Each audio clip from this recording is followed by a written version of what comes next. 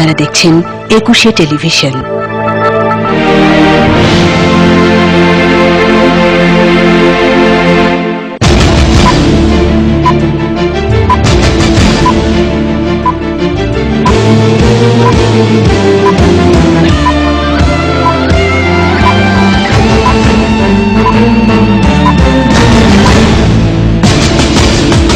নারায়ণগঞ্জে নজিরবিহীন নিরাপত্তা, বিজিবি মোতায়েন, অস্ত্র উদ্ধার অভিযান শুরু, সাখাওয়াতের ইশতেহার ঘোষণা। জাতীয় ওষুধ নীতি 2016 খসড়া মন্ত্রিসভায় অনুমোদন, ওষুধের মান নিয়ন্ত্রণে আলাদা কর্তৃপক্ষ গঠন।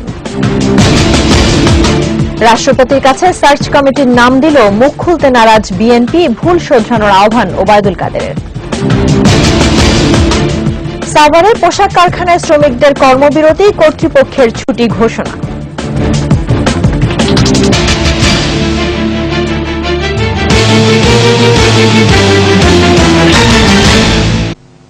শুনছিলেন ফার্স্ট সিকিউরিটি ইসলামী ব্যাংক লিমিটেড সংবাদ শিরোনাম। আমন্ত্রণ জানাচ্ছি রাত 9টার 21 সংবাদের সঙ্গে আছি রাহনুমা রাহি। চায়ের সাথে সেরাটা।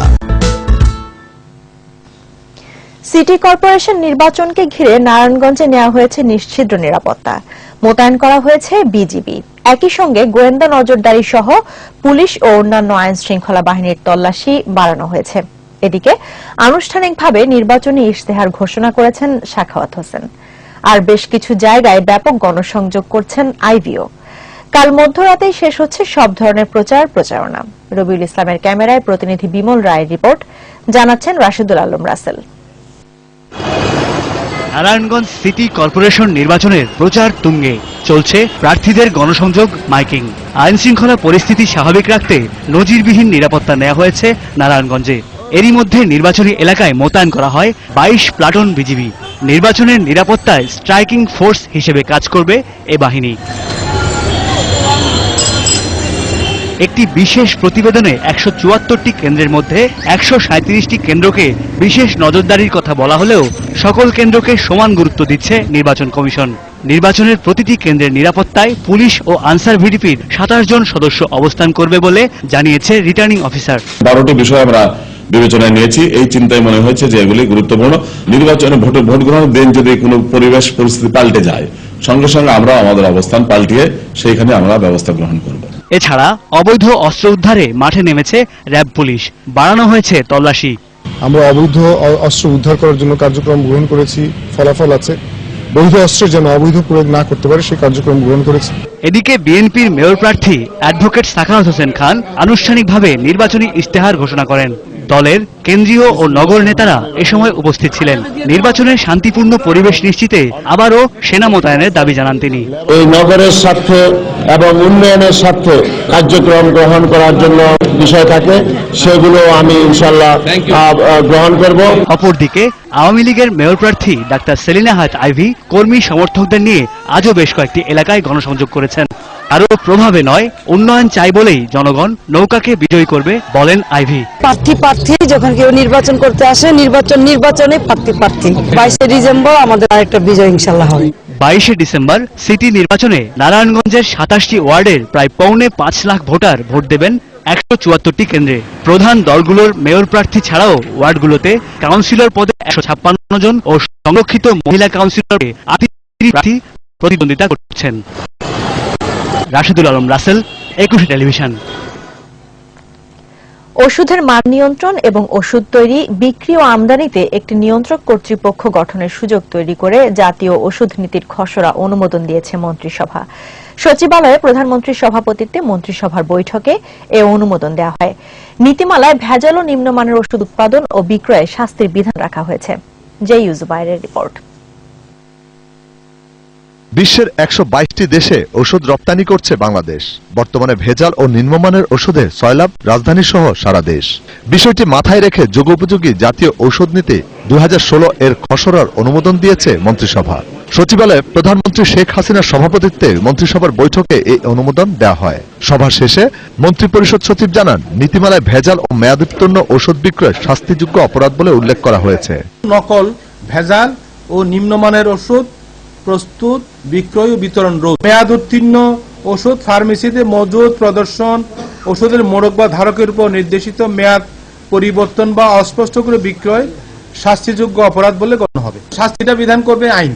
মন্ত্রিপরিষদ সচিব জানান 2005 সালের নীতিমালার কিছু আইন সংশোধন ও সংযোজন করে জাতীয় ঔষধ নীতিমালা তৈরি করা হয়েছে। জাতীয় ঔষধ নিয়ন্ত্রণকারী কর্তৃপক্ষ ন্যাশনাল রেগুলেটরি অথরিটি বা NRA নামে একটা প্রতিষ্ঠান প্রস্তাব করা হয়েছে। এখানে ওষুধের কাঁচামাল থেকে সবকিছুর মান নিয়ন্ত্রণ তারা দেখবে। প্রত্যেকটি ওষুধ জাতীয় ঔষধ নিয়ন্ত্রণকারী প্রতিষ্ঠান তাদের সাথে নিবন্ধন করতে হবে। আমদানি যেগুলো করা হবে সেগুলোর জন্য নিবন্ধন করতে হবে। এছাড়া national skill development authority NSDA নামে একটি লিগ্যাল অথরিটি প্রতিষ্ঠার প্রস্তাব সহ কস্ট অ্যান্ড ম্যানেজমেন্ট অ্যাকাউন্টস আইন, জাতীয় ক্রীড়া পরিষদ আইন 2016 খসড়া নীতিগত অনুমোদন দিয়েছে মন্ত্রিসভা। নজরুল ইনস্টিটিউট আইন 2016 এটা ইউজুবায়াত, 21 টেলিভিশন, ঢাকা। নির্বাচন কমিশন গঠনে রাষ্ট্রপতির কাছে সার্চ কমিটির নাম দেওয়া হলেও মুখ খুলতে নারাজ বিএনপি নেতারা। তবে রাষ্ট্রপতির আগ্রহই বিএনপিকে আশাবাদী করে তুলেছে বলে মন্তব্য করেছেন বিএনপির স্থায়ী কমিটির সদস্য ব্যারিস্টার মওদুদ আহমদ। একই সঙ্গে বিএনপির 13 দফা প্রস্তাবনাকে রাষ্ট্রপতি নির্বাচন কমিশন গঠনে সহায়ক হিসেবে অভিহিত করেছেন বলে জানিয়েছেন বিএনপির এই নেতা। জসিম জুয়েলের রিপোর্ট। রাষ্ট্রপতির আমন্ত্রণে রোববার বিএনপি চেয়ারপারসন বেগম খালেদা জিয়ার নেতৃত্বে 11 সদস্যের একটি প্রতিনিধি দল বঙ্গভবনে যায়। এ সময় নির্বাচন কমিশন গঠন নিয়ে 13 দফা প্রস্তাবনা ছাড়াও প্রস্তাব করা হয় সার্চ কমিটির সম্ভাব্য সদস্যের নাম। তবে এ ব্যাপারে মুখ খুলতে রাজি নন বিএনপি নেতারা বলছেন, যোগ্য, নিরপেক্ষ ও গ্রহণযোগ্য ব্যক্তিদেরই সার্চ কমিটিতে রাখার পরামর্শ দেওয়া হয়েছে। নাম প্রকাশ করেন তো এখন ঠিক হবে না। নাম যারা আমরা যে কোয়ালিফিকেশন দিয়েছি সেই কোয়ালিফিকেশন অনুযায়ী আমাদের মতামত আমাদের দিয়েছে। 13 দফা নিয়ে নানা মহলে বিরূপ আলোচনা হলেও রাষ্ট্রপতি একে ইতিবাচক হিসেবে নিয়েছে বলে জানান তারা বলেন, রাষ্ট্রপতির এই ইতিবাচক মনোভাবই তাদের আশাবাদী করে তুলেছে। রাষ্ট্রপতি সার্চ কমিটি গঠন করবেন, রাষ্ট্রপতি নির্বাচন কমিশন গঠন করবেন। তো তিনি যখন এটাকে গুরুত্ব দিচ্ছেন, তিনি যখন আমাদের কথা শুনছেন, তিনি যখন আবারও আমাদের কথা শুনতে চাচ্ছেন, তাহলে আলোচনার প্রাথমিক পর্যায়টা তো ফলপ্রসূ। তার সঙ্গে কথাবার্তা বলে আমাদের এই প্রত্যাশা জন্মেছে যে মহামান্য রাষ্ট্রপতির উদ্যোগে যে প্রক্রিয়া তিনি শুরু করেছেন, এই প্রক্রিয়া একটা শেষ পর্যন্ত সুফল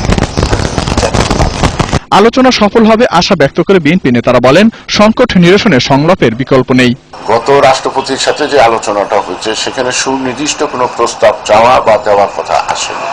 আমরা গেছি, ওনার কথা শুনছি, আমরা আমাদের কথা বলছি, আমরা কিন্তু সুনির্দিষ্ট কোনো কথা বলি নাই। এবার কিন্তু আমরা সুনির্দিষ্ট প্রস্তাব দিচ্ছি গঠন প্রক্রিয়া সম্পর্কে। একটা দ্বার উন্মোচিত হয়েছে, একটা দরজা খোলা হয়েছে, সুতরাং এই দ্বার উন্মুক্ত থাকুক। যে কোনো ভালো সিদ্ধান্ত বিএনপি মেনে নেবে বলেও মন্তব্য করেন তারা। জসিম জুয়েল, 21 টেলিভিশন, ঢাকা।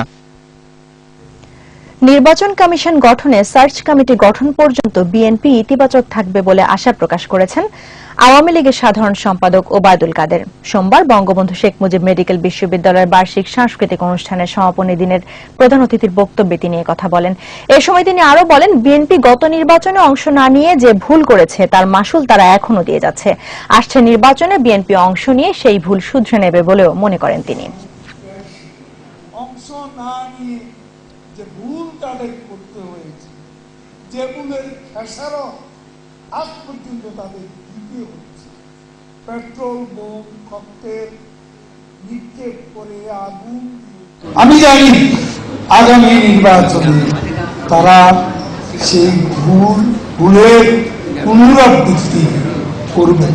আমরা শুধু দেখব সংলাপ শেষ হয়ে সার্চ কমিটি গঠন করা পর্যন্ত বিএনপি এই খুশি খুশি ভাবটা থাকে কিনা।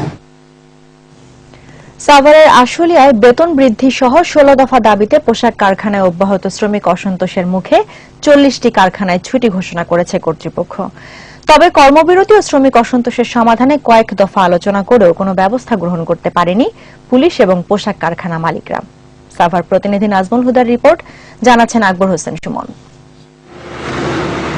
গেল কয়েকদিন ধরে বেতন বৃদ্ধি সহ নানা দাবিতে কর্মবিরতি চলছে আশুলিয়ার শিল্পাঞ্চল এলাকার 40টি পোশাক কারখানায়। এর মধ্যে রয়েছে বিজিএমইর সভাপতির মালিকানাধীন Sterling Creation, Shed Fashion, Bhandura garments, Setara apparels, Pall Mall, Birds ও এনভয় সহ বেশ কিছু প্রতিষ্ঠান। দ্রব্যমূল্যের ঊর্ধ্বগতি ও বাড়ি ভাড়ার বৃদ্ধির তুলনায় মজুরি বাড়েনি বলে ন্যূনতম মজুরি 15,000 টাকা ধার্য করার দাবি জানিয়েছেন শ্রমিকরা। মালিকরা 2013 সাল থেকে মজুরি বৃদ্ধির কোনো কার্যকর পদক্ষেপ নেয়নি বলে অভিযোগও তাদের। আমরা বেতন না পাইতে আবার বাসা ভাড়া বাড়াইছে, তাহলে আমরা কি করে থাকবো? দেওয়ালে পিঠ থেকে গেছে, বিদায় আমাদের রাস্তায় নামতে হয়েছে। 15,000 টাকা অপারেটররা দাবি করছে। এছাড়া দ্বিগুণ কাজে ওভারটাইম বিল, শ্রমিক ছাঁটাই বন্ধ, কর্মক্ষেত্রে মৃত্যু হলে ক্ষতিপূরণ সহ 16 দফা দাবিও তুলেছেন পোশাক শ্রমিকরা। এই বেতনে আমাদের পোষায় না, 15,000 হলে আর কি আমাদের ফ্যামিলি নিয়ে আমরা মোটামুটি চলে। পোশাক কারখানা মালিকরা শ্রমিকদের দাবির বিষয়ে স্পষ্ট কোনো বক্তব্য দেয়নি, তবে শ্রমিকদের নিরাপত্তা সবার আগে বলে জানিয়েছেন কেউ কেউ। 2016 একটা মিনিমাম ওয়েজ নিয়ে আন্দোলন হচ্ছে, আলোচনা চলছে। আলোচনা শেষ না পর্যন্ত আসলে আমরা কিছু বলতে পারবো না। শ্রমিক নেতাদের দাবি, শ্রমিক স্বার্থ রক্ষায় মালিকরা দ্রুত সমাধান না দিলে এই শিল্পে বিপর্যয় আসবে। মাননীয় প্রধানমন্ত্রী সঠিক সিদ্ধান্ত নেবেন এই গার্মেন্টস শ্রমিকদের জন্য এবং সেই মজুরি দেবেন যে মজুরি শ্রমিক চায় এবং একজন শ্রমিকের যা প্রাপ্যতা আছে ঠিক সেটাই তিনি করবেন। আমরা সরকারের কাছে সেটাই প্রত্যাশী। পরিস্থিতি নিয়ন্ত্রণে কারখানাগুলোর সামনে অতিরিক্ত পুলিশ মোতায়েন করা হয়েছে। আকবর হোসেন সুমন, 21 টেলিভিশন। নিচ্ছি ইসলামী ব্যাংক বিরতি। যখন ফিরছি তখন অন্যান্য খবরের সঙ্গে আরো থাকবে। বাংলাদেশে ঢুকেছে 27,000 রোহিঙ্গা, বলছে অ্যামনেস্টি। আইন শৃঙ্খলা পরিস্থিতি অবনতির আশঙ্কা।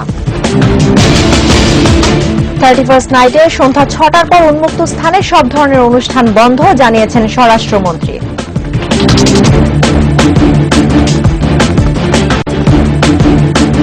আমন্ত্রণ আবারও রাত 9টার 21 সংবাদে। রোহিঙ্গা ইস্যুকে আঞ্চলিক সমস্যা উল্লেখ করে এর সমাধানে দক্ষিণ পূর্ব এশিয়ার আঞ্চলিক জোট আসিয়ানভুক্ত দেশের নেতাদের এগিয়ে আসার আহ্বান জানিয়েছেন মালয়েশিয়ার পররাষ্ট্রমন্ত্রী আনিফা আমান। সোমবার মিয়ানমারের ইয়াঙ্গুনে শুরু হওয়া আসিয়ানের পররাষ্ট্রমন্ত্রীদের জরুরি বৈঠকে এই আহ্বান জানান তিনি। এ সময় তিনি রাখাইন রাজ্যে রোহিঙ্গা পরিস্থিতির উন্নয়নের গতি এখনো ধীর বলে দাবি করেন। মানবিক সহায়তার পাশাপাশি রোহিঙ্গা নির্যাতনের তদন্ত শুরু করতে আসিয়ানভুক্ত দেশগুলোকে উদ্যোগ নেওয়ার আহ্বান জানান তিনি। এদিকে আন্তর্জাতিক মানবাধিকার সংস্থা অ্যামনেস্টি ইন্টারন্যাশনাল রোহিঙ্গাদের ওপর সেনাবাহিনীর নির্যাতনকে মানবতা বিরোধী অপরাধ হিসেবে উল্লেখ করেছে। নতুন প্রকাশিত প্রতিবেদনে উঠে নির্যাতনের ভয়াবহ চিত্র। নিহতের সঠিক তথ্য জানাতে না পারলেও সংস্থাটি বলছে, গেল অক্টোবর থেকে এ পর্যন্ত 27,000-এরও বেশি রোহিঙ্গা বাংলাদেশে পালিয়ে গেছে। সীমান্ত দিয়ে দলে দলে রোহিঙ্গাদের অনুপ্রবেশের কারণে টেকনাফ উখিয়ার স্থানীয়দের মাঝে দেখা দিয়েছে উদ্বেগ ও উৎকণ্ঠা। 2012 সালে রোহিঙ্গা অনুপ্রবেশের পর আইন শৃঙ্খলা পরিস্থিতির যেমন অবনতি হয়েছিল, তার চাইতে বেশি অবনতি হবে বলে আশঙ্কা স্থানীয় জনপ্রতিনিধি ও সুশীল সমাজের। দ্রুত রোহিঙ্গা অনুপ্রবেশ বন্ধ করে মানবিক সহায়তা দিয়ে রোহিঙ্গাদের স্বদেশে ফেরত পাঠানোর দাবি স্থানীয়দের। কক্সবাজার প্রতিনিধি আব্দুল আজিজের রিপোর্ট, জানাচ্ছেন আফসানা নীলা। মিয়ানমারের রাখাইন রাজ্যে হামলা নির্যাতন শুরুর পর বাংলাদেশে প্রতিদিনই রোহিঙ্গাদের অনুপ্রবেশ ঘটছে। ওপার থেকে এপারে আসার পরপরই অধিকাংশ রোহিঙ্গা চলে যাচ্ছে উখিয়া ও টেকনাফের শরণার্থী ক্যাম্পে। প্রতিদিনই বাড়ছে রোহিঙ্গাদের সংখ্যা। এরই মধ্যে নতুন করে এখানে ঠাঁই হয়েছে 1.5 লাখেরও বেশি রোহিঙ্গার। টানা এই অনুপ্রবেশ ভাবিয়ে তুলছে স্থানীয়দের। অনুপ্রবেশকারী রোহিঙ্গারা উপকূলীয় পরিবেশ নষ্ট করার পাশাপাশি নানা অপরাধমূলক কাজে জড়িয়ে পড়বে বলে আশঙ্কা স্থানীয়দের। রোহিঙ্গা যেভাবে প্রবেশ করতেছে, বাড়িঘর আশ্রয় দিতেছে, ভবিষ্যৎ প্রজন্মে কি হবে এটার জন্য আমরা একটু দুঃখিত। আইন শৃঙ্খলা অবনতির ক্ষেত্রে এরা যথেষ্ট করছে, বিভিন্ন অকারেন্স করে যাচ্ছে। এখানে আমাদের পরিবেশ নষ্ট হচ্ছে, এলাকার পরিবেশ বিপর্যস্ত হচ্ছে, পাশাপাশি আমরা তাদেরকে নিয়ে উৎকণ্ঠিত। একই সাথে কক্সবাজার সহ সারা দেশের আইন শৃঙ্খলা পরিস্থিতি নিয়ে আশঙ্কা করছেন স্থানীয় বিভিন্ন সংস্থা আর জনপ্রতিনিধিরা। টেকনাফ এবং উখিয়ার এই দুটি ক্যাম্পে শরণার্থী শিবির সেটা উন্মুক্ত।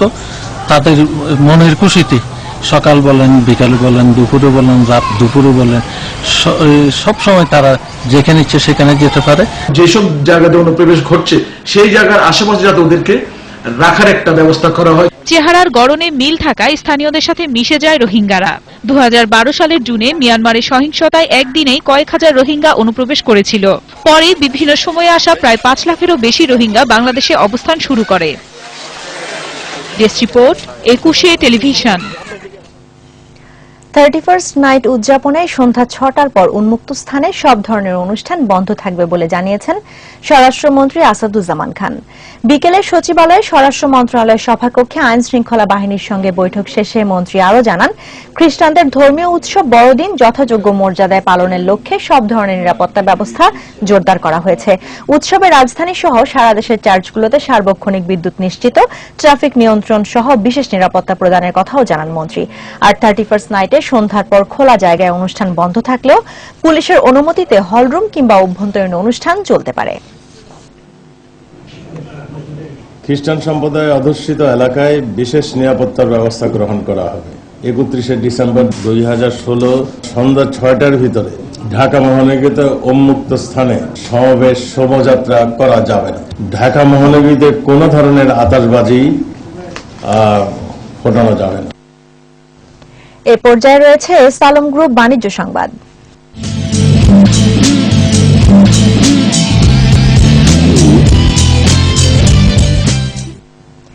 আধুনিক ব্যাংকিং সেবার প্রত্যয়ে রাজধানীর এলিফ্যান্ট রোডের মহসিন টাওয়ারে চালু হল যমুনা ব্যাংক লিমিটেডের 111তম শাখা। এই উপলক্ষে অনুষ্ঠানে প্রধান অতিথি ছিলেন যমুনা ব্যাংকের চেয়ারম্যান গাজী গোলাম মর্তুজা, ব্যাংকের নির্বাহী কমিটি ও যমুনা ব্যাংক ফাউন্ডেশনের চেয়ারম্যান আলহাজ নূর মোহাম্মদ, ব্যাংকের ব্যবস্থাপনা পরিচালক ও সিইও শফিকুল আলম সহ অন্যান্য কর্মকর্তারা এই সময় উপস্থিত ছিলেন। অনুষ্ঠানে বক্তারা জানান, নতুন এই শাখা থেকে গ্রাহকরা সহজেই সব ধরনের ব্যাংকিং সেবা পাবেন। নিচ্ছে আরো একটা ইসলামী ব্যাংক বিরতি। যখন ফিরছি তখন অন্যান্য খবরের সঙ্গে আরো থাকবে। ইলেকটোরাল ভোটে আজ ট্রাম্পের ভাগ্য পরীক্ষা, জয়ের আশাবাদ। প্রিমিয়ার লিগে বড় জয় চট্টগ্রাম আবাহনীর, 3-0 গোলে বিধ্বস্ত টিম বিজেএমসি।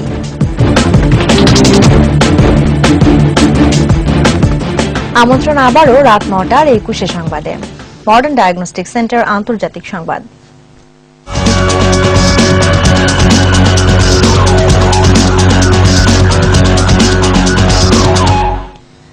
মার্কিন প্রেসিডেন্ট নির্বাচনে ইলেকটোরাল কলেজের ভোট আজ। 538 জন নির্বাচক ভোট দিয়ে আনুষ্ঠানিকভাবে প্রেসিডেন্ট নির্বাচন করবেন। নির্বাচনে বেসরকারিভাবে 306 ইলেকটোরাল ভোট পান রিপাবলিকান প্রার্থী ডোনাল্ড ট্রাম্প। অন্যদিকে প্রতিদ্বন্দ্বী হিলারি পান 332 ভোট।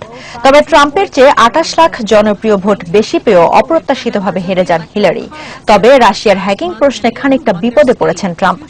যদি 38 জন ইলেক্টর হিলারিকে ভোট দেন তাহলে উল্টে যেতে পারে সব হিসেব নিকেশ। তবে জয়ের ব্যাপারে আশাবাদী ডোনাল্ড ট্রাম্প। এবার গাজীতে আর খেলার খবর।